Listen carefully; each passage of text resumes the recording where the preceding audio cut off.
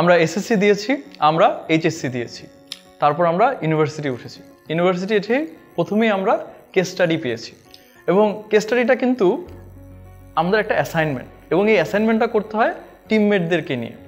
এখানে একটা সমস্যা হয়। কেন সমস্যা হয়? কারণ এসএসসি এইচএসসি দেওয়ার সময় আমরা কিন্তু প্রিপারেশন নিয়েছিলাম একা একা। আমরা নিজে যা ভালো মনে করেছি তাই করেছি এবং তারপরে যা হওয়ার হয়েছে। কিন্তু কেস স্টাডির ক্ষেত্রে কিন্তু ব্যাপারটা ডিফারেন্ট। কেস স্টাডিটা তুমি একটা টিমমেটদের সাথে করছো, সো তোমাদের টিমমেটকে রাজি করাতে হচ্ছে। তুমি যা ভাবছো, তাদের যে ভাবনা চিন্তা আছে, সবাই একমত হলে তখনই কিন্তু তুমি এটা সাবমিট করতে পারতেছো অ্যাজ এ সলিউশন।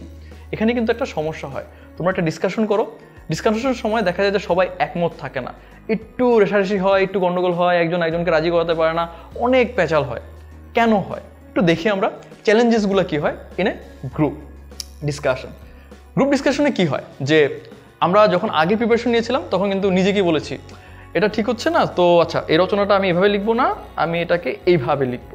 আমি নিজের সাথে নিজে কথা বলেছি, আমি নিজের মতো নিজে করেছি। সো আমি নিজে একা কথা বলেছি। এখানে কিন্তু গ্রুপ ডিসকাশনে একা কথা বলা যায় না। সো তুমি একা যা বলছো তা হচ্ছে না, সবার কথা শুনতে হবে। সবার কথা শোনার জন্য তোমাকে একটু কিছুক্ষণ শুনতে হবে, তোমাকে কিছু বলতে হবে। তো সবাই একসাথে কথা বলতে পারে না, এটা একটা সমস্যা। তো আবার ভেঙে ভেঙে সাইড দিয়ে তোমাকে একজন একজন করে সবার কথাই শুনতে হবে, এটা একটা ব্যাপার।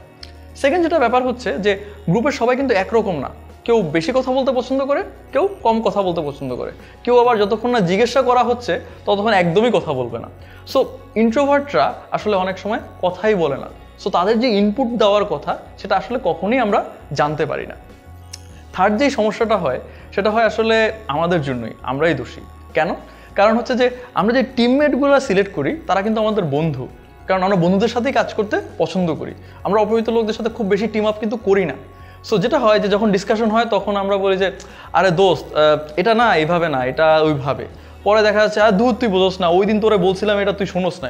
আরে কি বলতেছিস, ওই দিন তো ওইটা করছিলাম, তুই বোঝোস না কেন? পরে দেখা যাচ্ছে আমরা কেস ছেড়ে আমরা ওই দিনের আলোচনায় চলে গেছি এবং সময় কিন্তু ঠিকই চলে গেছে। আলটিমেটলি দেখা যাচ্ছে যে কোনো ফ্রুটফুল কোনো ডিসকাশন হয় না, কোনো ডিসিশনে আমরা পৌঁছাতে পারিনি। সো এগুলো হচ্ছে challenges in a team. So এগুলোকে আমাদের মিটিগেট করতে হবে। এগুলো আমরা কীভাবে করবো দেখবো পরের ভিডিওতে।